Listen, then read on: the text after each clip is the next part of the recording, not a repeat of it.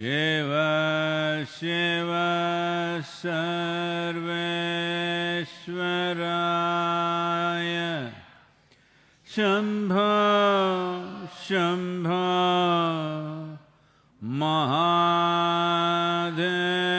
Mahadevaya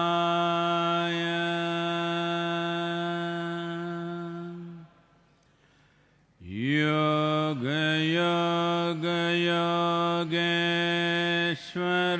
Yogeshwaraya Bhuta Bhuta Bhuteshwaraya Kala Kala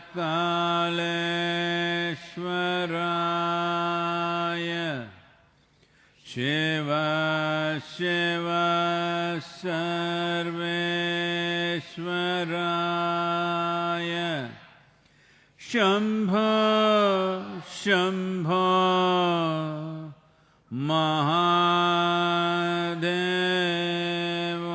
Mahadevaya Yoga Yoga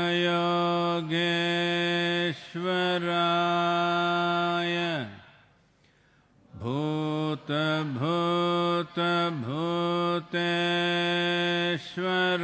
Bhuteshwaraya Kala Kala Kaleshwaraya Shiva Shiva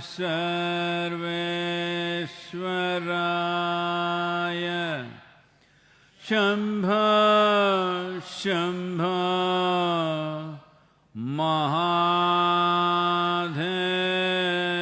Mahadevaya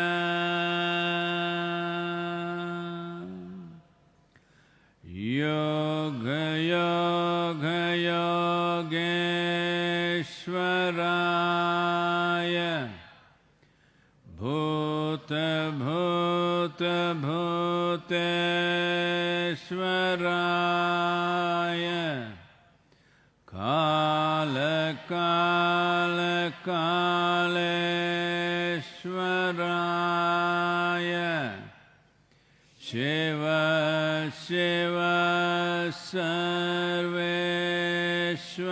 Sarveshwaraya Shampoo Shampoo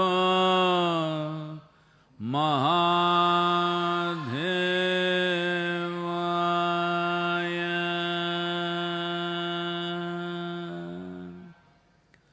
Yoga Yoga Yogeshwaraya Bhuta Bhuta Bhuteshwaraya Kala Kala Kaleshwaraya Shiva Shiva Sarveshwaraya Shampoo Shampoo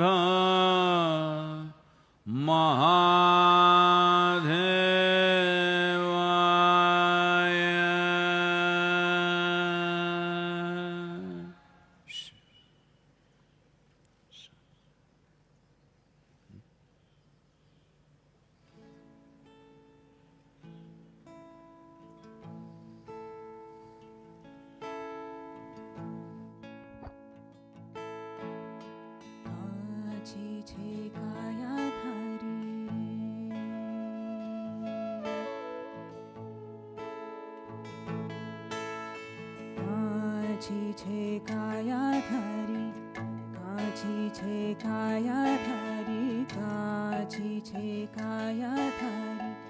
झूठड़ी छे माया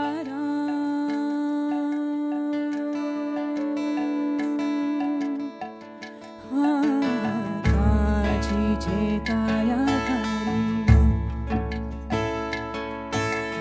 काची छे काया धारी काची छे काया धारी काची छे काया धारी झूठड़ी झुठड़ी छे माया राम झुठड़ा सा लेख लिखाया राम झुठड़ा सा लेख लिखाया राम कांची हो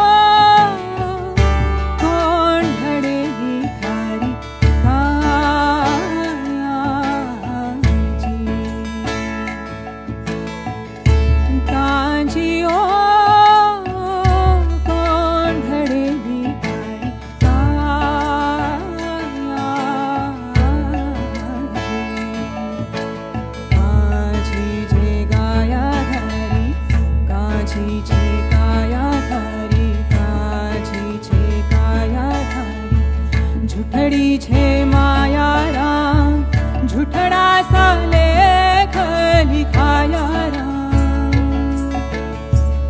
झुठड़ा सा लेख लिखाया राम कांची ओ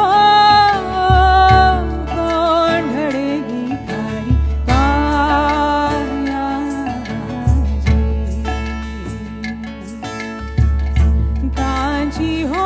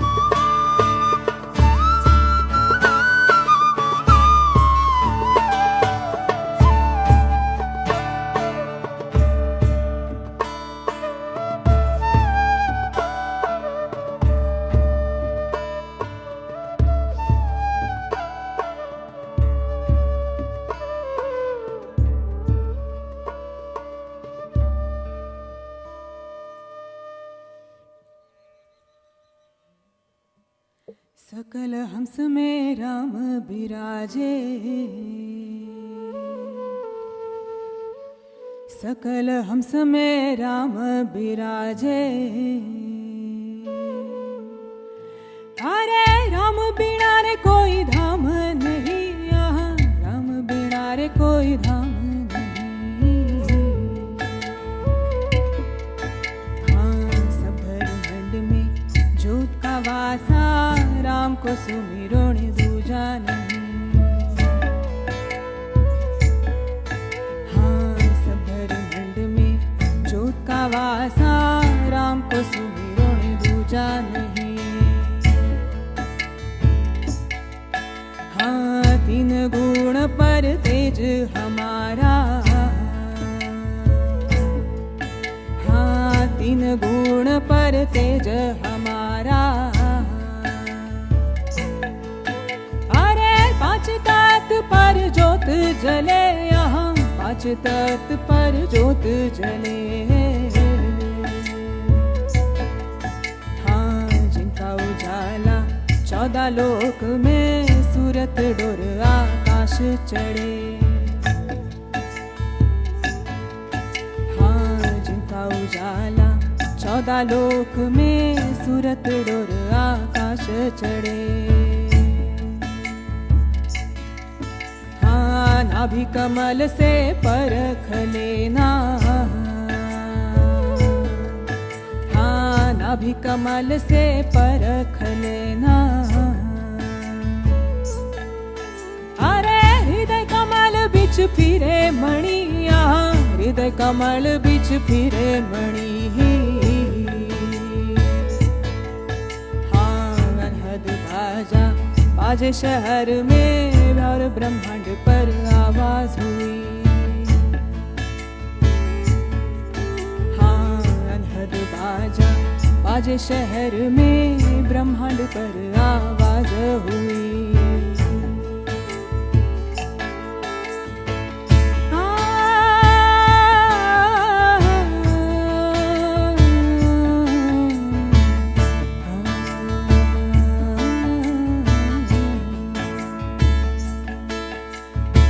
हीरा जो मोती लाल जवाहरत, अरे प्रेम पढ़ा रथ पर खो यही, यहाँ प्रेम पढ़ा रथ पर खो यही। साचा मोती सुमर लेना, राम धन से मारी डोर लगी।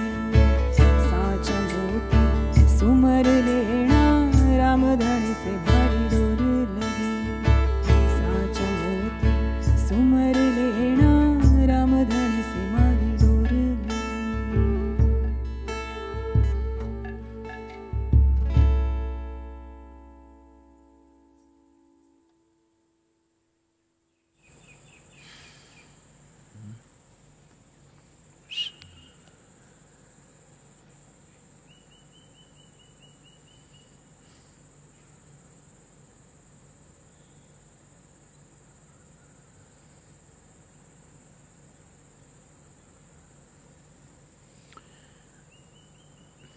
Namaskaram. Namaskaram, all of you.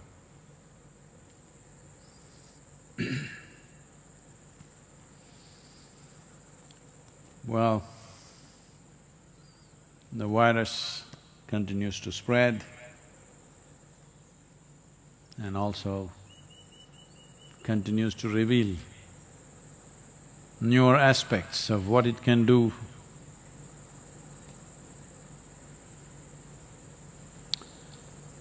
Many things are coming out which makes it far more complicated than what we thought was just a respiratory infection. Well, we still don't have a full picture.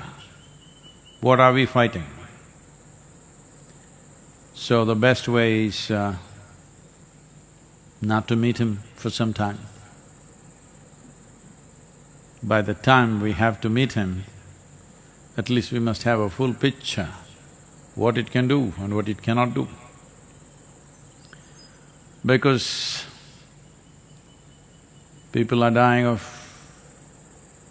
cardiac arrest, People are dying of strokes, people are dying of fibrosis in the lungs, pneumonia, and failure of immune system, variety of things, all instigated by the virus. So, the best thing that all of us can do right now is, don't meet him. Somewhere in the next few months we may have to meet him, but by then we may have a better picture of what we are meeting or confronting. Right now we don't have enough picture. And United States goes on, 43,000 deaths, I think over 750,000 infections. At the same time, a whole lot of people who believe virus is just a myth, it's just in your mind. It must be in their mind, I can see that. Nearly 200,000 people dead across the world, and you think it's in somebody's mind. Well, this is a serious situation because people are coming out on the streets in United States and saying, I need a haircut, I can't stay at home anymore, I need a haircut. Well, unfortunately, it's not just in any one country. Anywhere in the world, unfortunately we have seen this at all times in history.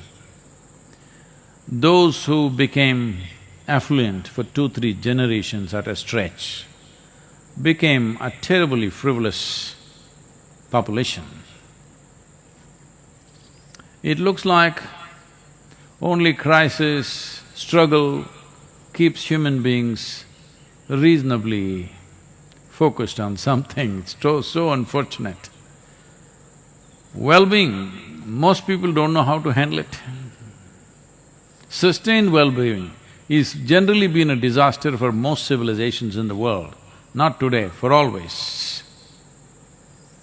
This is what we need to change, that even if there is sustained well-being, we will still be well, we will not mess ourselves up.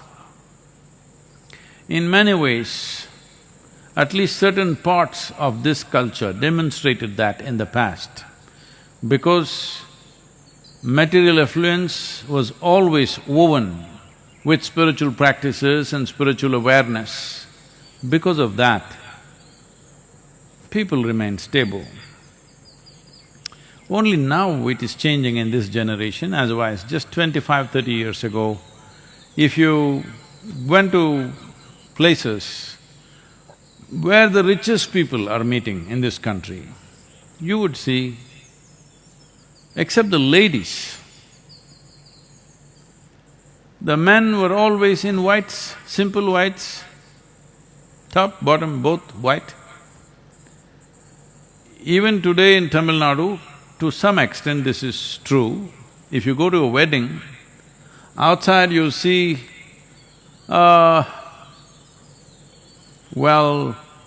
Bentleys, Mercedeses and BMWs all parked. And of course, there are a lot of two-wheelers and TVS moped, of course. If you go inside, at least the men's segment, you can't make out who came by Bentley, who came by TVS moped, because both will be dressed the same way. You cannot make out. Ladies, by the weight of jewelry they're carrying on their neck, you can make out maybe this is a rich person, this is a poor person, but among the men you just can't make out because everybody's in whites, the same starched white shirt and white dhoti. Because being wealthy is one thing, But flaunting it in somebody's face and making them feel less than yourself was considered obscene. Never anybody spoke about wealth when they meet. But these days, things are changing rapidly everywhere in the world and also in India. But for long periods of time, generations of people maintained enormous wealth, but still because of their spiritual awareness, wealth did not distort them. This is very important because never before were we able to create wealth for as many people as it's possible today. In the past, the wealthy were very small number. Today, the number of people who can afford many things, the number has increased. Well, still unfortunately a lot of people are left out of it, that's a different matter, but still, more people have access to more money and more wealth and more aspects of life than ever before in the history of humanity. So at a time like this, if our material development, material well-being and wealth is not woven with spiritual awareness, well, this will not work in our favor. Even here it's being very strongly demonstrated. Close by, within 60 kilometers, there is a town called Tirupur. Of course, right now they're in a little bit of a depression mode. But otherwise, in this town, even a regular labor, menial jobs, they're earning 2 to 3 times more than what they would earn in Coimbatore city, because this is a completely export-oriented town and everybody has a company of their own. Hosiery town it is. There is wealth. So out of that, what is the consequence? One thing is, some 42% of the male population is diabetic because of the wealth. Another thing is, both men and women generally, they're trying to get into the shape of the planet. Yesterday was Earth Day, so they're working in that direction. And about few years ago, about 3 or 4 years ago, we found that of all the alcohol, like this was at the Diwali time, of all the alcohol sold in Tamil Nadu, nearly 70% was consumed by this one town. So if you get wealthy, you will either end up in the hospital or in the gutter. Yes. So if this is what wealth is going to do, definitely it's not a good thing. Wealth should bring well-being, because from poverty to affluence, whether it is in the life of an individual person or a society or a nation, it is a struggle. There's a lot of hard work, many unpleasant things you have to go through to move from poverty to affluence. It doesn't just come easy. After getting there, all you do is end up in the hospital or in the gutter. What is the point of this? The entire struggle is meaningless. Now the next generation will not even seek success if this is what you display. It is very important that every generation must display that material well-being has brought them ease, well-being, health, intelligence, talent, above all, a beautiful way of living. If a generation does not display this, then the next generation will start going down. So in many ways this is happening in the world. I think as in the last century, in the last 100 years, anything good or bad, the lead usually taken by United States of America. So, United States of America, the younger generation is displaying how all of us can be lost in a bottle or in a pill. People are dying, even now people are dying of overdoses and things like this. And one of the most ordered things in this e-commerce is supposed to be all legalized drugs and intoxicants. Well, here we are fighting to see that people don't starve to death. But now they're coming out, protesting, hundreds of them coming out, protesting on the streets. Who are you to ask us to stay home? Government has no power. We will exercise our First Amendment and Second Amendment, that we will do what we want to do. There are higher powers who will take care of us. We don't need doctors, we don't need scientists, all rubbish, this virus. There is a higher power which will take care of us, and we want to have a haircut.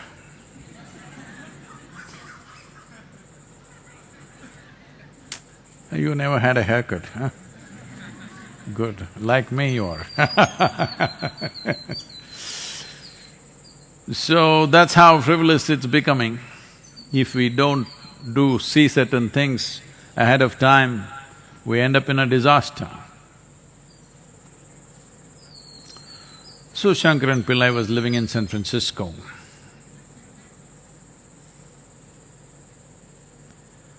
And his friend looked at a boat which was all smashed up and asked, "Isn't this your uncle's boat?" Said, "Yeah, it was my uncle's boat." "What happened? What happened to your uncle?" Then Shankaran Pillai asked, "You know, when you're approaching the Golden Gate Bridge, have you seen that big rock?" Said, "Yeah, I've seen that." Well, he didn't see it.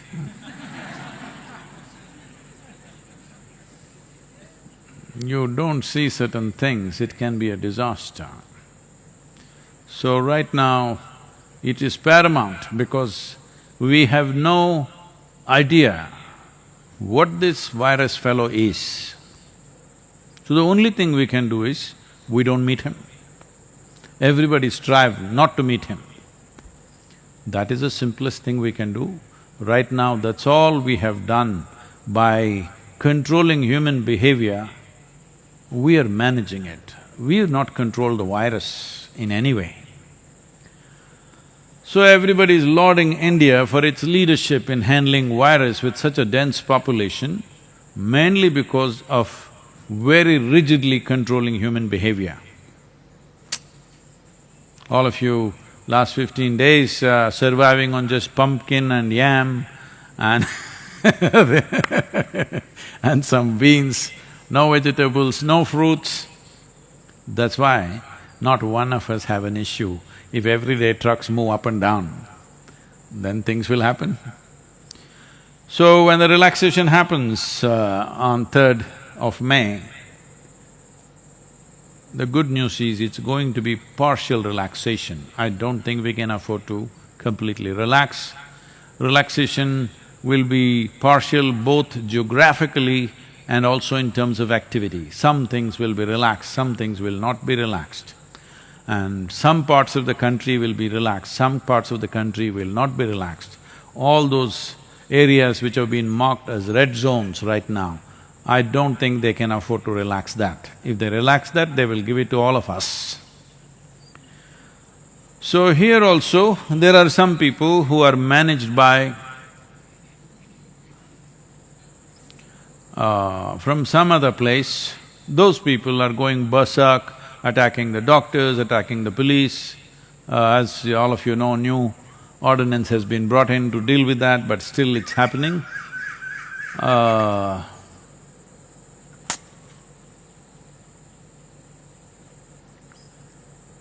It's incredible. In 21st century, where most people have at least gone till maybe 5th standard, and most other people have at least gone to 10th standard, who know some basics of some kind of science in their head. At a time like this, when nearly 200,000 people fall dead in strange ways, still you can't convince the idiots that there is a genuine problem. Thanks to human intelligence. This question is from Siddharaj. Namaskaram Sadhguru.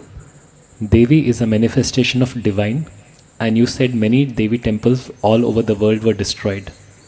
I would like to know, why was Devi not able to protect herself? Oh. Well,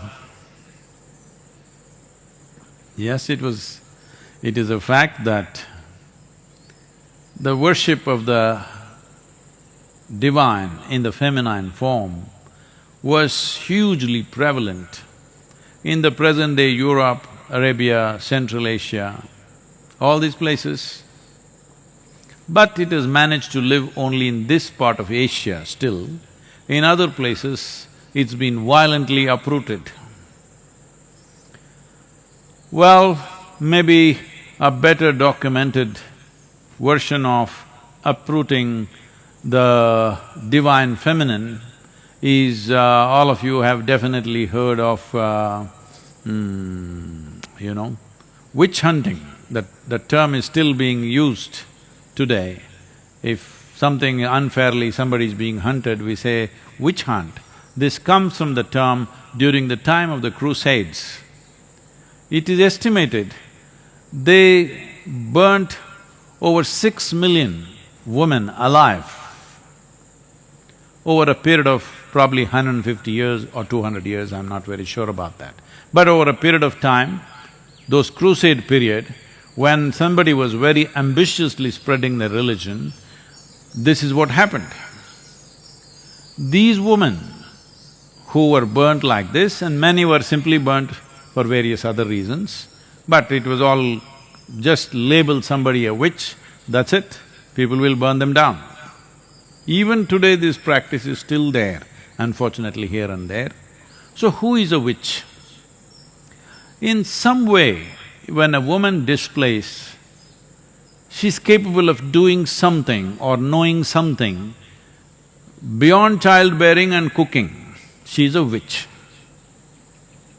Yes, that's how it was.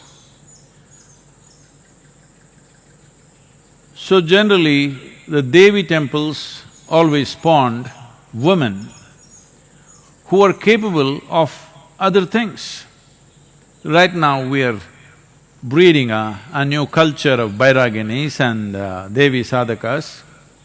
The idea is to not just have red devils walking around in the ashram.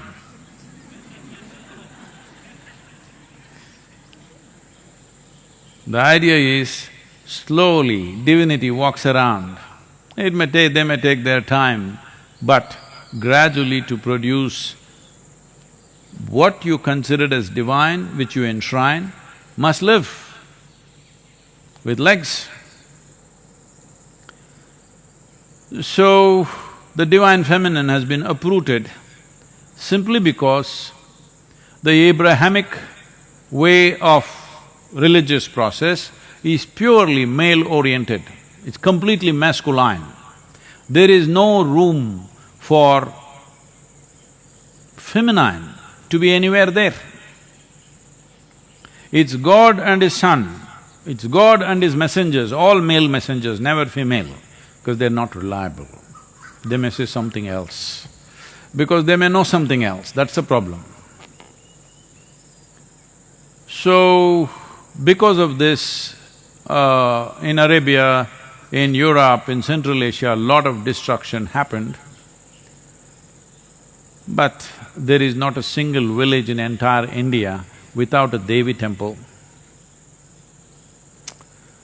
And when I went to Somnath temple, it was destroyed 17 times over by a certain kind of warlord from Afghanistan. 17 times. He makes this trip, which is over probably 1500 kilometers. He makes this trip just to destroy this temple. First time I can understand because there was wealth, there was gold and stuff. All right, he looted it, destroyed it, burnt it down and went. Why come second time? Maybe little more wealth. But after that, there was no wealth because people just put up small things. but he came 17 times and destroyed. So I was inquiring, what is it? The thing was, those three goddesses that they talk about in Arabia, pre-Islamic era, one of those goddesses, one of the deities, some devotee carried it from there and established it in the Somnath temple as a consort of Shiva. So they wanted to destroy that goddess. So the guy makes a 1400 kilometer trip 17 times on a horseback to destroy her. That is how important it is to destroy a woman in this world. That's how important it is. Because if you empower the feminine, then all the silly laws all the silly ideologies, laws of heaven and nonsense that you have created, all that will collapse. I will not go into the mechanics of how it'll collapse, but think through this. Suppose you accepted a woman as a god.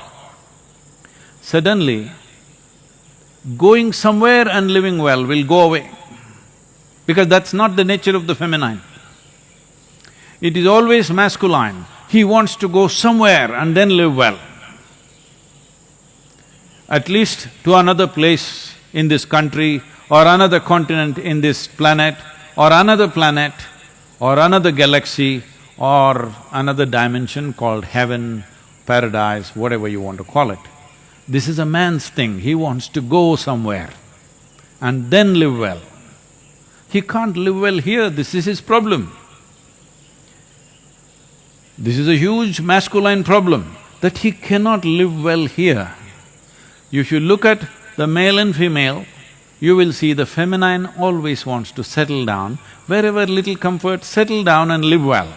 Man wants to climb the mountain and settle down on the other side. This side of the mountain is not okay for him.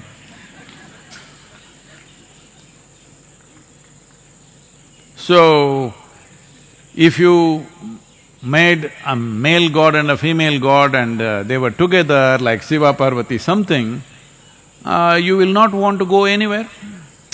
Even Shiva settled down in Kashi because of Parvati. He's a wanderer. But during the winter months after he got married, he found she was finding it very difficult to be in high altitude in Himalayas. For her sake, he came down to Kashi, but then he also started liking it so much. For a long time, he did not go back. So, feminine always brings settling down, masculine wants to propel somewhere. That propelling, too much propelling. We need some propelling, of course. Too much propelling is causing enormous destruction on all levels of life. Today, a whole lot of people have started philosophizing only because we overdid our economy, viruses come to neutralize our economy. I am not saying that. This is not the way to balance our economy or our activity. There are more sensible ways to do this. And one important way to do it is empower the feminine. You will see in many ways this propulsion will come down a little bit. Either you must be inward oriented, then you can sit here. Or you are in some way bound to a woman, then you will sit here. Otherwise, single man can't control him, he's all the time on. If you are inward oriented, very effortlessly you will sit, otherwise a woman can tie you down. In many ways, the economy and the destruction of the planet has still not gone to that place where it's not irreversible, simply because most men still need a woman. Very few men who can live without a woman. They are either ascetics, so no problem, or they are super ambitious tyrants, they are a problem. Yes. So, has Devi been destroyed? Well, I'm telling you, she's all over this country, in every village. There may be no temple for a male god in a village, but always there is a temple for a Devi. No Tamil Nadu village is without Mariamman. No Karnataka village is without Mari. Here, there she is Mari, here she is Mariamman, somewhere else she is Kali. She is good at taking on lots of names. So, why couldn't she take care of herself? This is the nature of a woman, that if it's getting too ugly, she won't be there. She will go and settle where it's conducive. That's exactly what she's done. We must take care of her.